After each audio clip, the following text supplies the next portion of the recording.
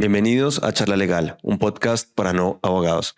El contenido de este podcast tiene fines educativos, recreativos y de sensibilización social. No pretende ser un asesoramiento legal ni una opinión jurídica. Las opiniones y comentarios expresados en este podcast son responsabilidad exclusiva de sus autores y no comprometen ni representan al podcast ni a sus patrocinadores. Este podcast está dirigido a un público mayor de 18 años o, en su defecto, que esté acompañado de un adulto responsable. Se recomienda discreción y respeto al escuchar este podcast. Todos los derechos de este podcast son reservados y se permite su difusión siempre y cuando se cite la fuente original. Gracias por escuchar Charla Legal.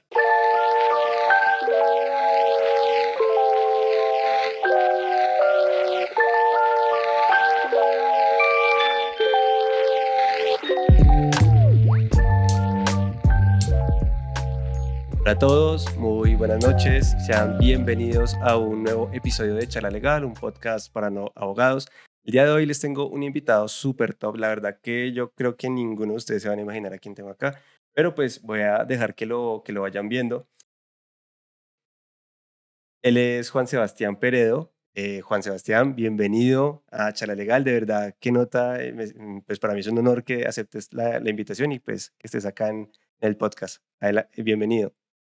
Muchas gracias, Jordan. La verdad que el honor es mío. Gracias por la invitación y chéverísimo que charlemos hoy. Sí. Bueno, pues a mí me encanta que el invitado siempre nos cuente un poquito de sí mismo. Pues nada, cuéntale a la comunidad de Charla Legal quién es Juan Sebastián Peredo, a qué se dedica, en qué anda, un poco de quién es. Claro, pues yo soy abogado. Claramente por eso me tienes acá. Y me dedico desde los últimos 5 años a construir Lulobank. Es el primer banco digital que tiene el país. Somos la primera entidad completamente digital que recibió una licencia bancaria, una licencia para operar como un banco. Pero antes de eso, mi vida fue de firma de abogados, salvo que me esté equivocando en este momento con la fecha.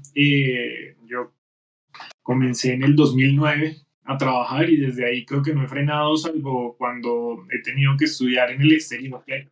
Han sido mis oportunidades de tomar unos años sabáticos, como a todos nosotros nos pasa.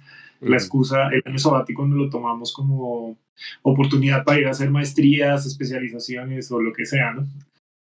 Sí, total. Bueno, pues cuéntanos un poquito cómo arranca esa trayectoria tuya, dónde estudias Derecho y bueno, cómo arranca esa carrera que llevas hasta este momento. Yo me gradué de la Universidad del Rosario, eh, y mi primer trabajo fue en una firma que se llama Baker McKenzie. Y justo fue mi primer trabajo porque fue el lugar donde hice las prácticas que nos exigían a nosotros en la universidad, eh, eh, como parte, digamos, de los ciclos de pasantías y prácticas que tiene la carrera, ¿no? Después de hacer mi práctica allá, pues me quedé trabajando con Baker McKenzie durante un tiempo y casi que 2 años después de haber comenzado, me gradúo, me retiro y no, un año y pico después me gradúo y me voy a estudiar a Barcelona un par de posgrados, en una universidad que se llama la Universidad Pompeu Fabra. Y cuando vuelvo de Barcelona, entré a una firma que se llama Lloreda Camacho. Y en Lloreda Camacho tuve mi primera, tuve mi primera, como que mi primer acercamiento con el derecho financiero como tal. Ahí estuve de la mano de alguien que fue mi mentor en 2 ocasiones. En ese primer momento cuando eh, empecé a trabajar como abogado, y en un segundo momento que lo cuento ahorita en un rato y que fue Santiago Gutiérrez, que lastimosamente él ya no nos acompaña, pero pues fue una persona realmente importante en mi vida profesional como mentor. Yo estuve en Lloreda Camacho un poco más de un año también, y ahí me muevo a otra firma que se llama Brigar Urrutia. Y en Brigar Urrutia realmente empiezo a tener un acercamiento mucho más profundo con el derecho financiero, con el mercado cambiario, con el mercado de capitales, con los derivados financieros, digamos, una exposición mucho más grande a finanzas de lo que la había tenido. Y eso me llevó, pues, en el camino de querer entender un poco más. Hice una especialización en derecho financiero en el externado, mientras trabajaba en Brigar Urrutia. Y después de Brigar Urrutia, o mientras estaba en Brigar Urrutia, apliqué para una maestría, un Master of Laws en universidad que se llama The London School of Economics. Y hace más o menos, hace ya casi 10 años, fui a estudiar la maestría en The London School of Economics. Es una maestría en leyes que tomé una profundización que era justamente en derecho bancario y financiero. Pero estando allá, digamos que la confluencia justo en ese momento de lo que finanzas y tecnología significaban empezó a tener mucha relevancia. Digamos que ese fue el momento en el que me picó un poco ni siquiera el mosquito de la curiosidad, sino como la realidad de existe esta confluencia y esta confluencia debería verla con mucho más profundidad.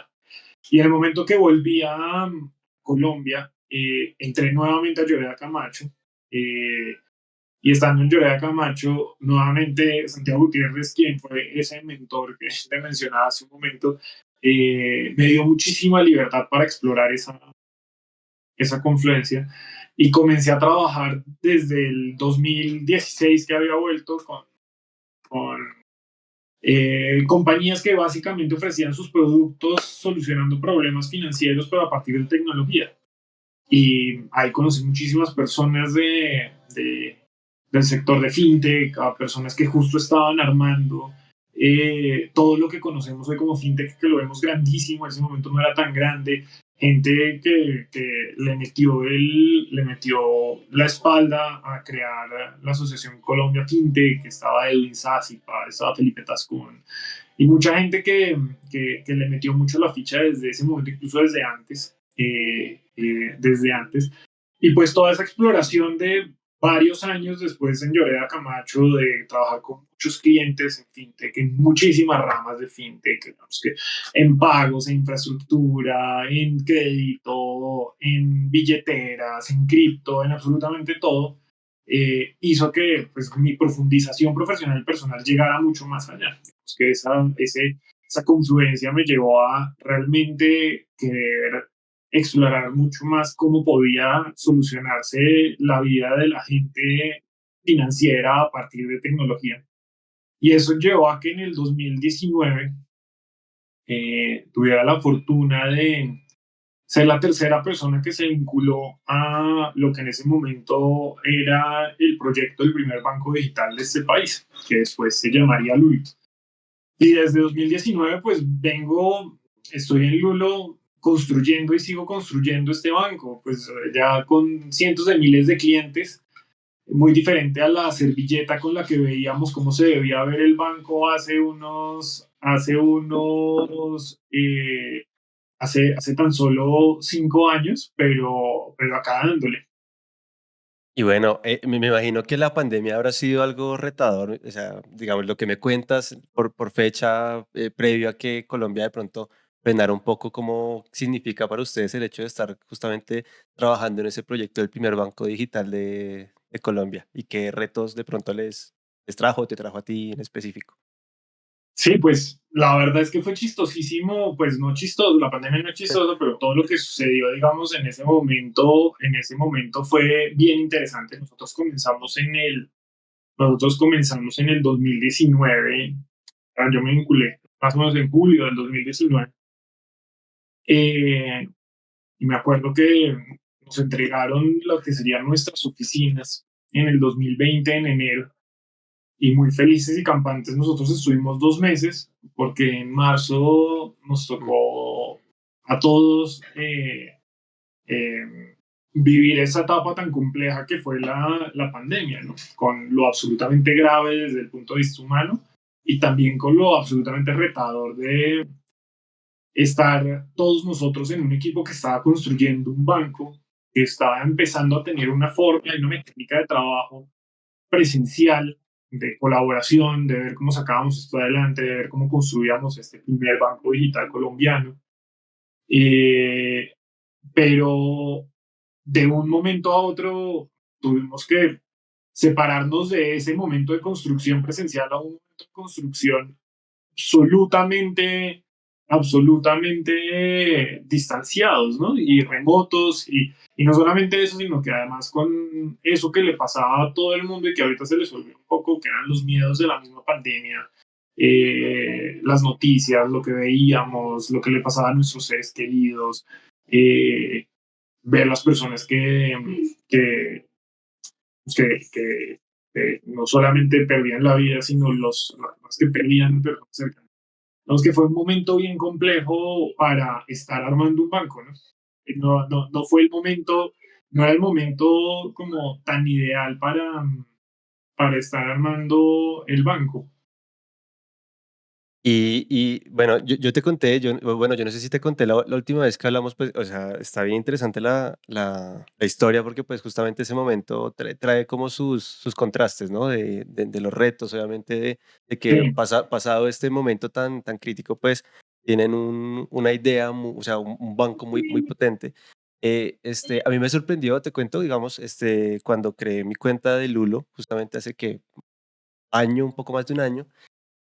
Sí sentí que el proceso era muy sencillo, que estaba muy pensado, que era muy fácil y que chocaba mucho con lo que uno generalmente se encuentra con los demás bancos, ¿no? Digamos que sí me sentí como un usuario empoderado.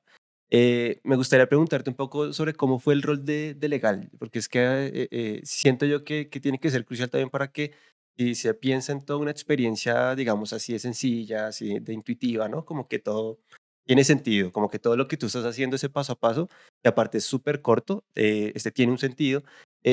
¿Cuál fue el rol, digamos, de legal en lograr que el producto sea así tan chévere, pues, para uno de usuario? No, pues primero gracias por lo que mencionas y por ser nuestro cliente claramente. El rol de legal es extremadamente importante y suena interesante, pero nosotros estamos en una industria que es increíblemente regulada, Ujú, increíblemente regulada. El solo hecho de sacar una licencia eh, es algo complejo, que no es fácil, que lleva mucho tiempo, que implica mucho trabajo. Por eso es que no hay tantos, ¿no?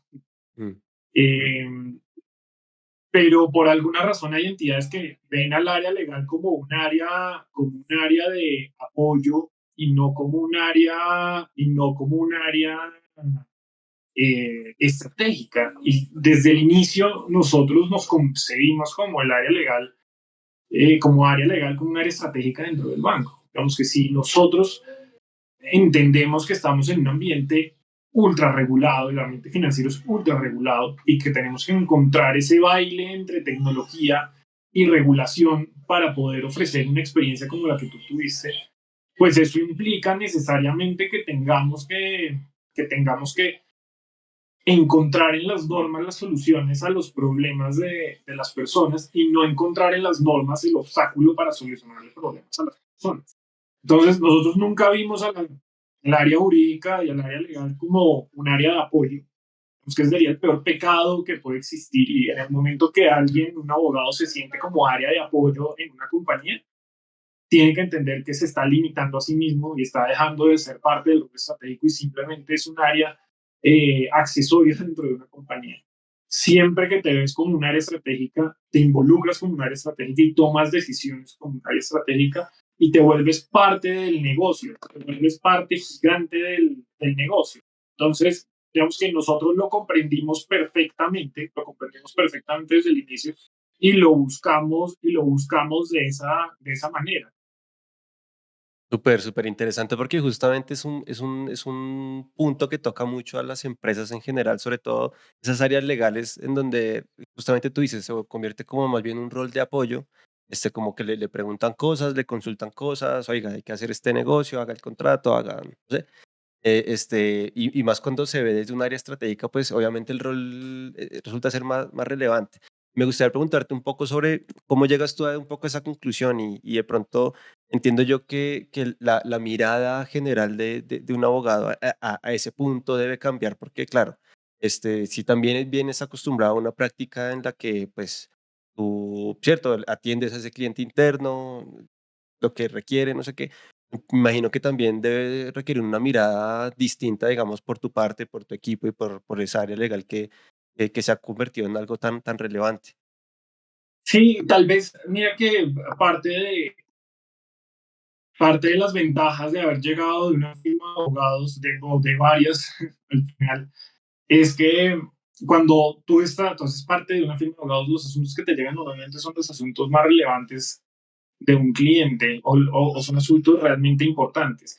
Sí, naturalmente las firmas tienen algo de trabajo diario, de ese business as usual que a veces las mismas compañías le pasan a las firmas de abogados, pero en general te llegan los asuntos más críticos, las autorizaciones, las estructuraciones, las cosas más críticas para un cliente y más importantes.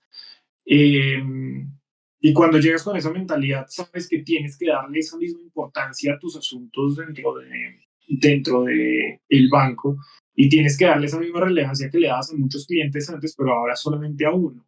Sobre todo alineándote con la visión de lo que tienes, ¿no? Y es, quiero crear un banco que le solucione problemas a la gente con tecnología, que haga que la experiencia que la gente ha tenido con otros bancos deje de tenerla con nosotros, que tenga una mucho mejor experiencia.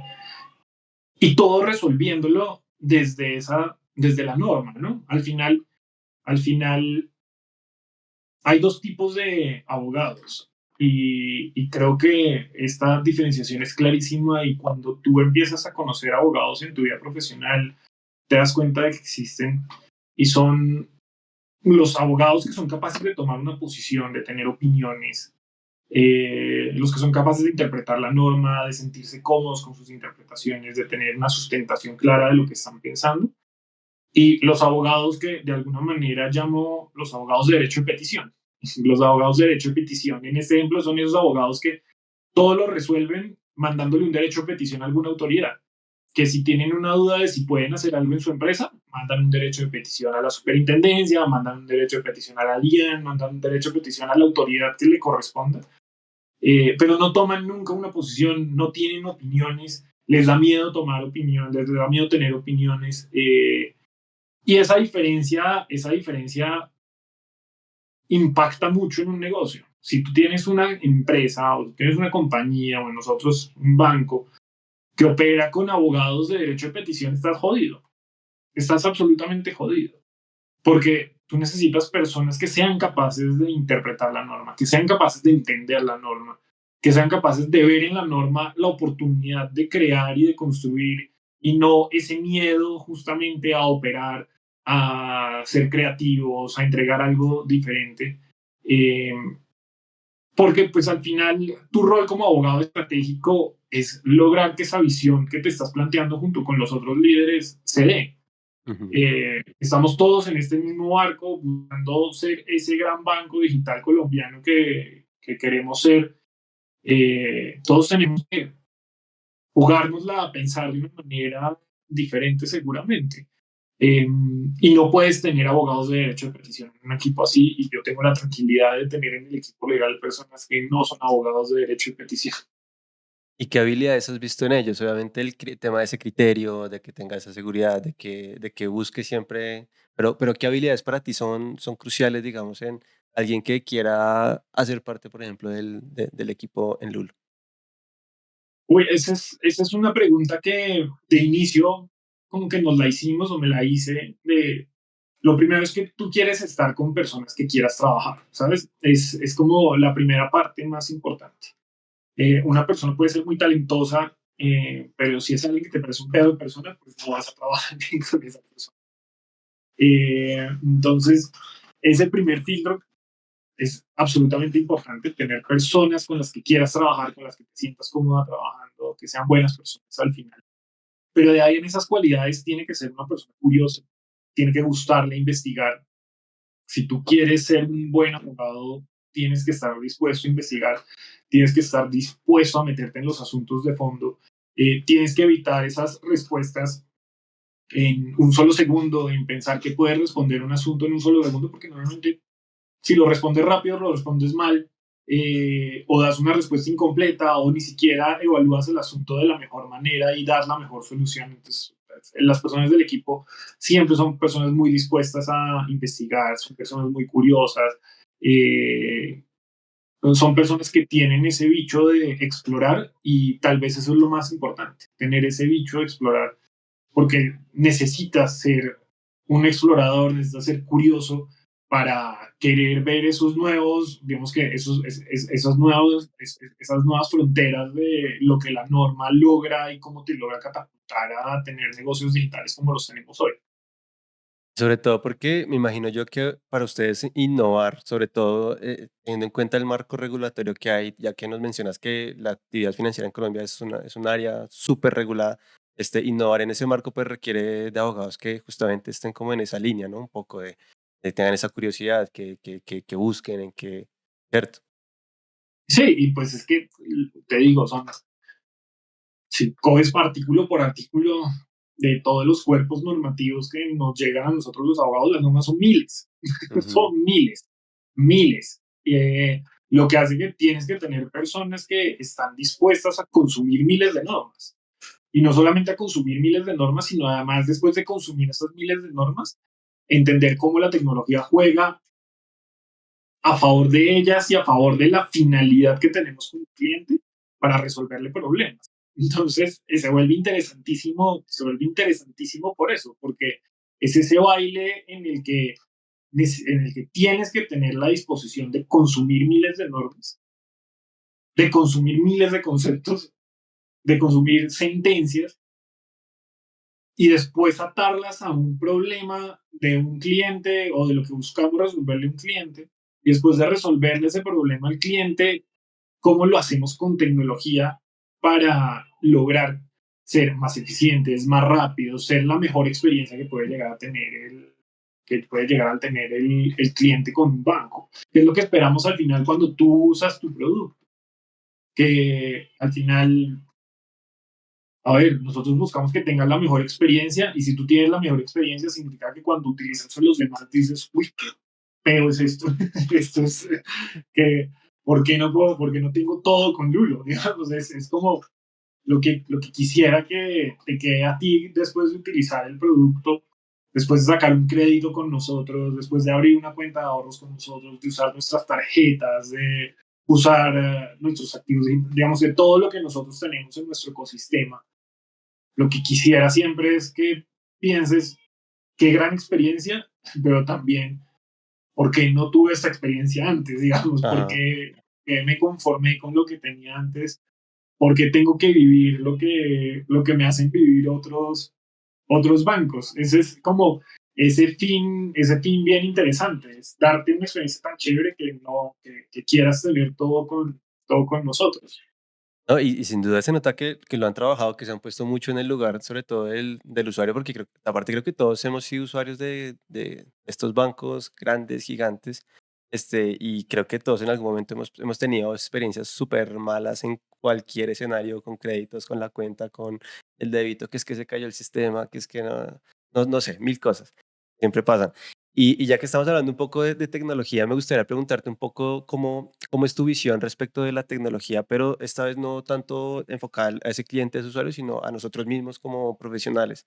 ¿Cómo ves que nos puede ayudar especialmente porque tú mencionas, hay mucha información, hay demasiada información, ¿cierto? Que hay que entender, hay que comprender. Y a pesar de que, claro, se toma uno su tiempo, también hay que definir muchas cosas pero ¿tú cómo lo ves? Digamos, como una herramienta o cómo se adapta o cómo se adapta de pronto a tu flujo de trabajo, al flujo de trabajo de tu equipo, temas como inteligencia artificial, y cosas que salen, esas novedades que en principio y en teoría pues son maravillosas, pero que bueno, cuando uno las ve en la práctica de pronto ni tan ni tan para el otro lado. No, yo creo que para nosotros, como abogados, nosotros somos de esos clientes fáciles de la tecnología. Ujú. Cuando digo clientes fáciles, creo que la tecnología normalmente tiene un gran market fit con la profesión jurídica, eh, porque con tecnología empezamos a resolver problemas, sobre todo de tiempo y de investigación y de profundidad de investigación y de hacer, digamos que de esa certeza de la información que nos puedan estar, que podamos estar consumiendo, que, eh, que si la tecnología no la tendríamos. Cuando lo pienso rápidamente, al final nosotros vivimos de texto, por algo. Que nosotros vivimos de texto y consumimos texto de una manera que muchas otras profesiones no lo hacen. Y si te das cuenta, ese consumo de texto lo hemos mejorado en el tiempo, de pasar de estar revisando gacetas con las normas y de estar cruzando esas gacetas con otras gacetas y de tener la tranquilidad y la seguridad que estamos viendo la última norma y lo que de verdad debe aplicar, pues ahorita tú, algo muy sencillo y centralizado, puedes ver con una búsqueda muy sencilla si la ley que estás viendo fue modificada o no fue modificada, si el decreto que tienes está en su última versión o no está en su última versión, y te demoras exactamente un minuto haciendo eso. Hacer eso hace tiempo no era tan fácil. No era tan fácil. Es que incluso yo me acuerdo que incluso comenzando en el 2009 a trabajar, todavía uno se refería, se iba a la biblioteca de la firma a buscar las gacetas con los conceptos y con las sentencias, porque no las encontrabas en internet, era difícil encontrarlas en internet y te ibas a buscarlas ahí en esos libros gigantescos para ver qué sentencias te podían llegar a funcionar.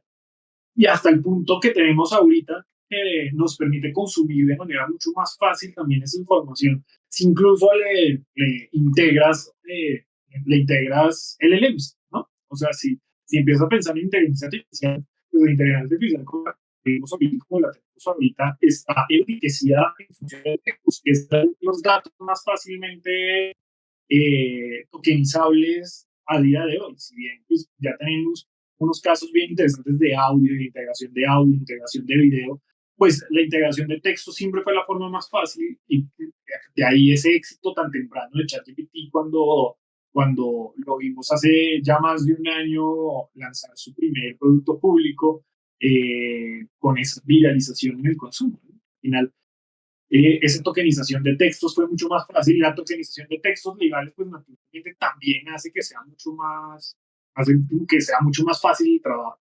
Y cuando empiezas a integrarlo dentro de tu flujo de trabajo, pues desde las cosas más fáciles para una persona como que le corrija la gramática, por ejemplo, le corrija la Ujú. ortografía, hasta las cosas más complejas como empezar a ayudarle a ese abogado que está comenzando a escribir sus cláusulas, a proponerle cláusulas, a debatirle cláusulas, para después subirlas y que la otra persona que las vaya a revisar diga, pues no tengo mucho que revisar ahorita, es impresionante. O sea, yo me imagino hace 15 años, 16 años cuando comenzaba a trabajar, o sea, me decían en mi primer día de trabajo que dar una cláusula compromisoria para tener un arbitramiento en un contrato, eh, me va a pegar una enredada terrible, me va a pegar una enredada terrible porque pues me tocaba ir a buscar y pedirle ayuda a alguien, seguramente me mostrará ahorita un abogado que está comenzando simplemente que le pida a ChatGPT que le ayude con una cláusula compromisoria para un negocio jurídico colombiano y le saca una mucho que seguramente es mucho mejor que la que le harían el 90% de los abogados. Y si después eso lo refina con un poco de experiencia, incluso con la experiencia de alguien que esté encima de esa persona en seniority, sale del problema en cuestión de un minuto. Entonces, creo que nosotros somos ese cliente fácil de la tecnología porque la tecnología normalmente tiene un market fit muy rápido con nosotros. Ujú. Y ya que hablas de todo este tema de texto y que justamente también tocas de cómo nos puede ayudar esta tecnología por ejemplo, solventar este tipo de problemas, para ti, ¿qué tan importante es que el abogado tenga un lenguaje claro? Digamos, trate de no complejizar las cosas cuando las puede decir muy sencillo, sobre todo teniendo en cuenta que puede con solamente ese hecho evitarse muchos líos, sobre todo legales y más que todo en el tema financiero que puede llegar a ser un poco delicado. Para ti, ¿qué tan importante es ese lenguaje claro? O sea, ni siquiera es un poco, es absolutamente importante al punto que un abogado que no es claro comunicando sus ideas es un abogado que no está haciendo bien su trabajo. Es así de sencillo. O sea, si no eres capaz de comunicarte con personas que no son abogadas, eh, estás, estás haciendo mal tu trabajo, estás poniendo en riesgo a la compañía, estás poniendo en riesgo las ideas. eh, y los abogados pecan mucho de eso. Y muchas veces no es porque no sepan comunicarse, sino porque de alguna manera el ego los lleva a querer comunicarse de la otra manera. Entonces ahí es donde uno encuentra una cantidad de pendejadas en el lenguaje y en la forma de utilización del lenguaje, y entonces me va a referir a esto como lo suscrito entre las partes en vez de simplemente decir firmar y lo que sea, ¿sabes? Es como que necesitamos, yo no sé, tú te veías Friends, no sé si Sí, te sí, sí, sí, veías, sí. hay un capítulo en el que le piden a Joey hacer una carta de recomendación, algo así, en el proceso de adopción que Mónica y Chandler tienen.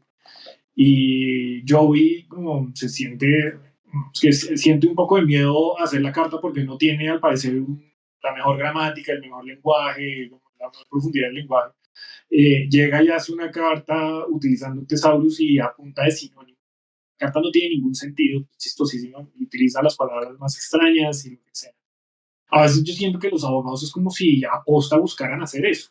O necesito sonar sofisticado, o necesito sonar inteligentísimo, o necesito sonar de una manera que el otro no me entienda a propósito, porque quiero que piense que lo que hago es muy relevante, y terminan haciendo documentos que parecen hechos por Joby. O sea, que no los entiende ni él, que el fin no se entiende cuando si te comunicas casi que como hablas, seguramente vas a llegar a la realidad del asunto que quieres expresar de mucha mejor manera que si te comunicas a través de los sinónimos que nos hemos rebuscado los abogados para hablar, ¿no? Ujú. O los latinazgos que todavía son muy comunes y las Eso. redundancias, ¿no? Yo a veces digo qué tan innecesario es presentarle a un juez 100 páginas de algo cuando perfectamente en 10 por mucho lo puedes hacer.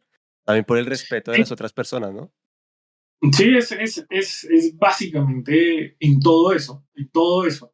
En no entender que nuestro lenguaje es muy rico, además, nuestro lenguaje castellano es muy rico, que hace que sea aún más fácil expresarnos porque tenemos mucha profundidad. Entonces, Ujú.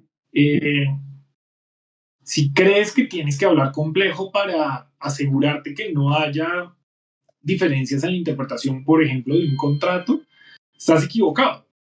Si crees que vas a ir a un tribunal de arbitramiento y porque tuviste una cláusula complejísima vas a tener más chances de éxito que si simplemente hubieras escrito lo que tenías que escribir en esa cláusula, que era lo que reflejaba, pues estás equivocado. O sea, el árbitro al final es una persona que va a leer y que va a entender la sustancia del asunto. O sea, creo que, creo que buscar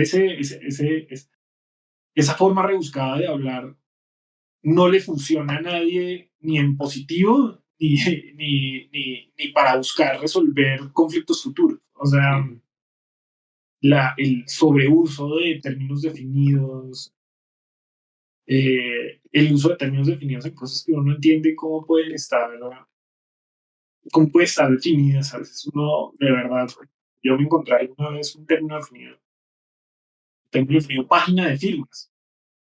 Y decía, página de firmas, se entiende como página de firmas la página donde las partes suscribirán el contrato. O sea, ¿qué es esta idiotez? O sea, Sí, ¿en sí, qué sí. mundo estamos viviendo? ¿Qué necesitamos definir la página donde vamos a firmar? O sea, es como apenas obvio que donde firmes la página donde están las firmas. Pero a ese punto, a ese punto, y después, claro, si a eso le sumas 50, 500 términos definidos más, pues se te vuelve una exploración con compás y con compás, tratar de entender qué decía una cláusula. Sí, sí. Si tienes una cláusula en la que la mitad de las palabras están definidas, pues va a ser bien jodido para ti entender qué es lo que escribiste y para otro también, ¿no? Claro, claro, claro, no, tal cual. Me gustaría preguntarte un poco cómo es esa interacción, digamos, de un área legal o para ti cómo debería ser la interacción de un área legal con otras áreas, especialmente por esa armonía, para sacar adelante, no sé, la misión o los objetivos que tenga.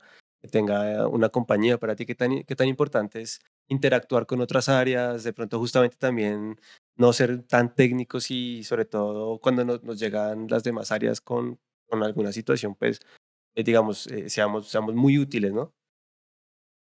Sí, pues la verdad es que tal vez yo tenga un punto de vista comprometido en la medida que cuando trabajo en compañías basadas en tecnología, normalmente compartimos una forma de hacer las cosas que es una forma eh, en la que todos los equipos trabajan en conjunto para sacar algo en particular, ¿sabes?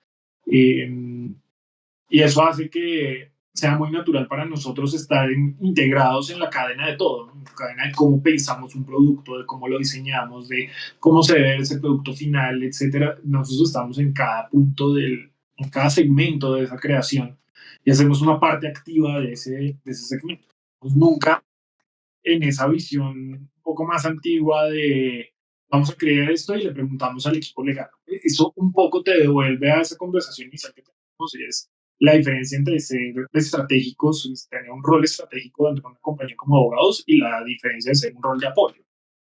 Si es un rol de apoyo, te están llegando cosas ahí por correo electrónico, te están Ujú. resolviendo cosas por correo electrónico y las resuelves como te van llegando, ¿no? Si estás pensando estratégicamente, tú estás involucrado en ese proceso de creación.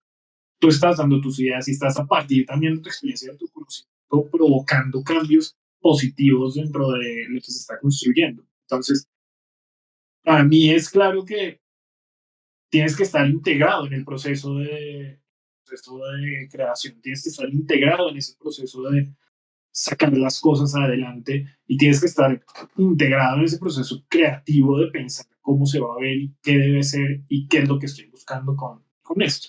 Nunca desde un lado consultivo simplemente, ¿sabes?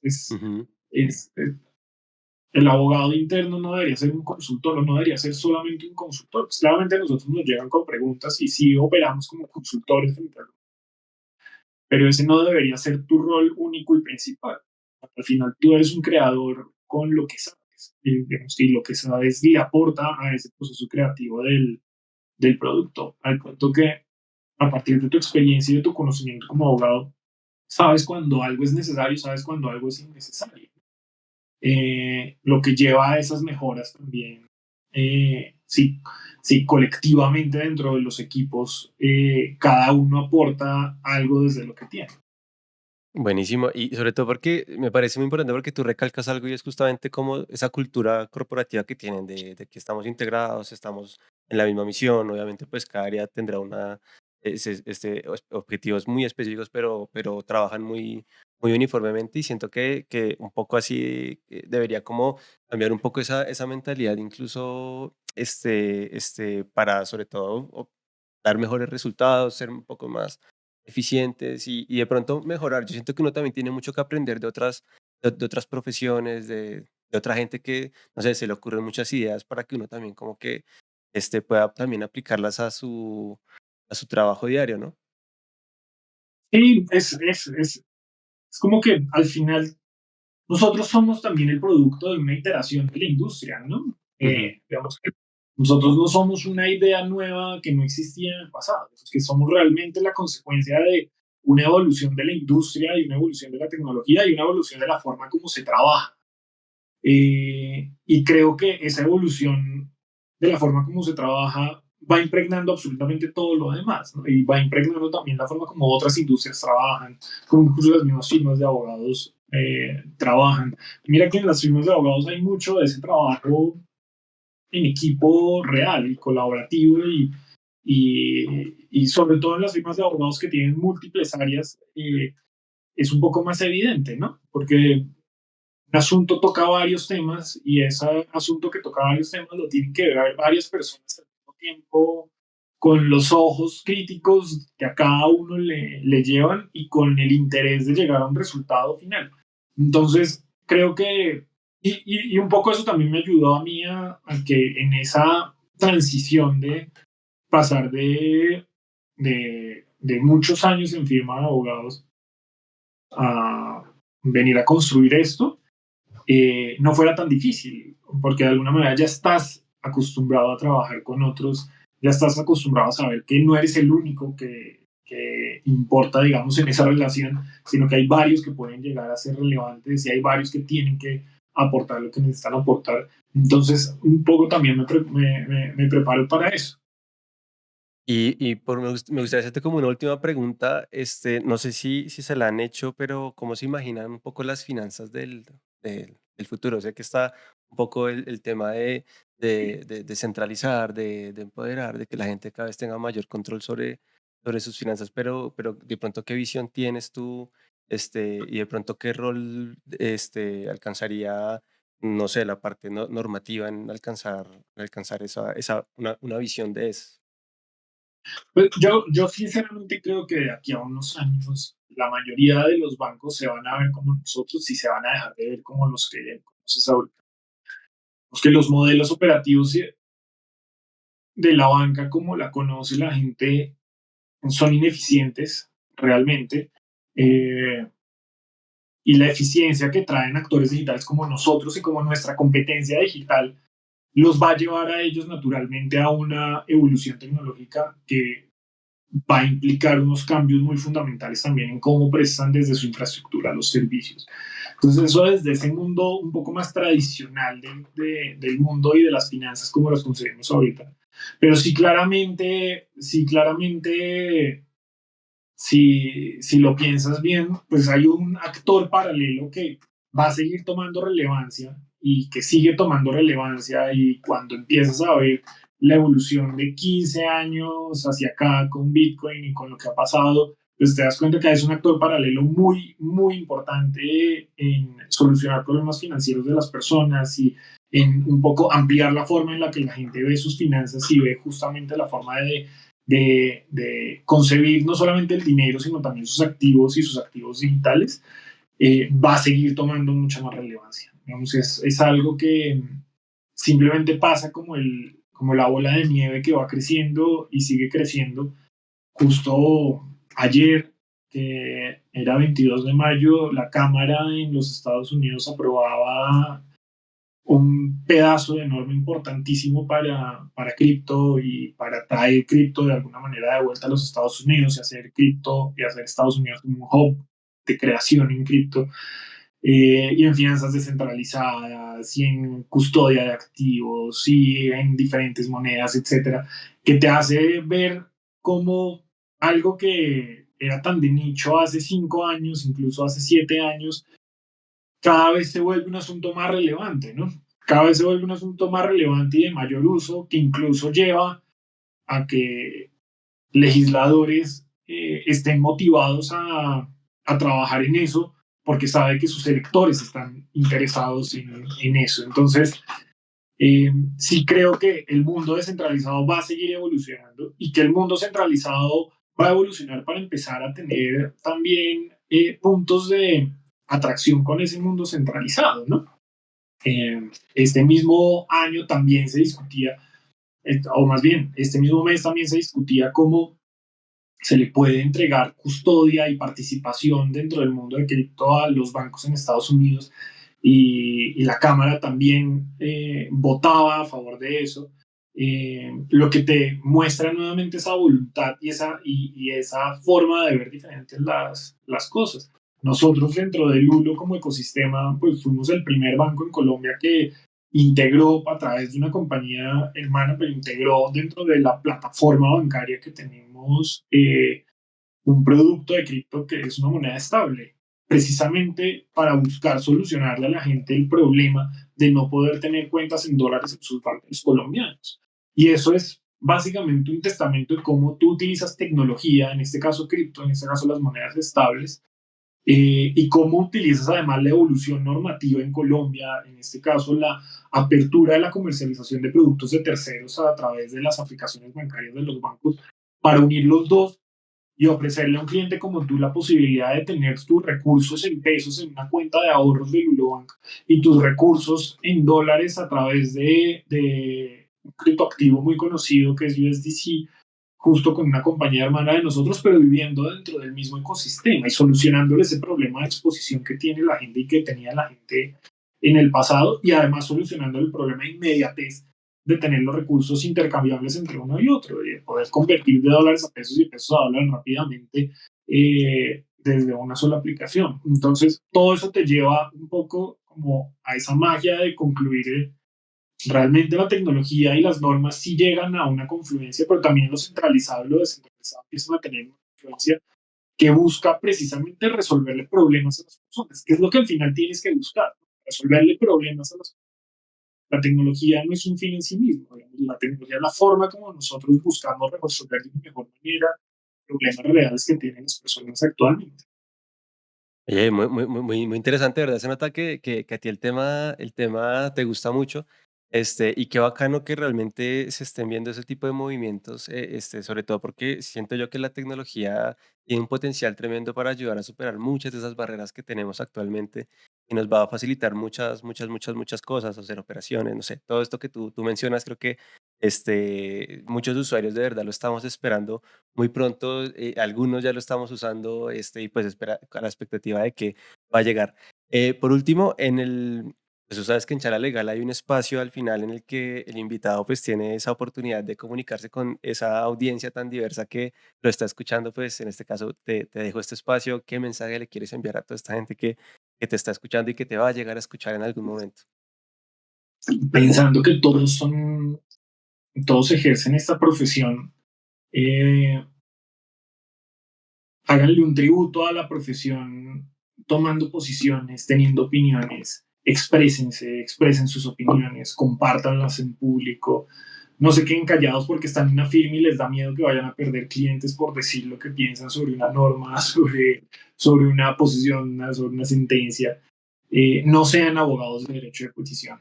Los abogados de derecho de petición no le suman en nada a su cliente, a su empresa, a ustedes mismos. Sean esos abogados curiosos que buscan entender cómo la norma los puede habilitar para solucionarle problemas a la gente. Y tómense el tiempo también de ver cómo dentro de cada una de las cosas que ustedes hacen y que hacen con sus clientes, muchas veces si ustedes hacen esa atadura entre la norma y la tecnología, pueden resolver problemas como antes no los podían resolver. Y atrévanse a proponer. Que nota este mensaje de una persona que ha logrado consolidar pues un equipo y un área que interactúa súper bien y que tiene muy claro pues este tipo de dinámicas y que ojalá aprendamos mucho de este tipo de cosas. De verdad, Juan, mil y mil gracias por estar acá en Charla Legal, por aceptar la invitación. De verdad que para mí es un honor tenerte acá, pero todo lo que te decía, o sea, yo admiro mucho pues el trabajo que hacen en Lulo y soy muy consciente de que todo esto es un trabajo que debe ser en equipo, si no, no estaría tan bien, no iría tan bien como va. Y pues nada, quedas con las puertas abiertas para cuando quieras volver.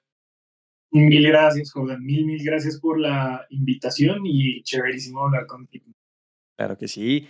Y para mi público de Charla Legal, pues nada, de verdad quiero agradecerles por llegar hasta acá, por escucharse este episodio hasta el final. Quiero invitarlos a que, como siempre, se conecten todos los lunes a las 7 p.m. Para que escuchen un nuevo episodio de Charla Legal y nos vemos en el siguiente episodio. De verdad, espero les haya servido, espero que les haya gustado y nada, esperen más sorpresas aquí.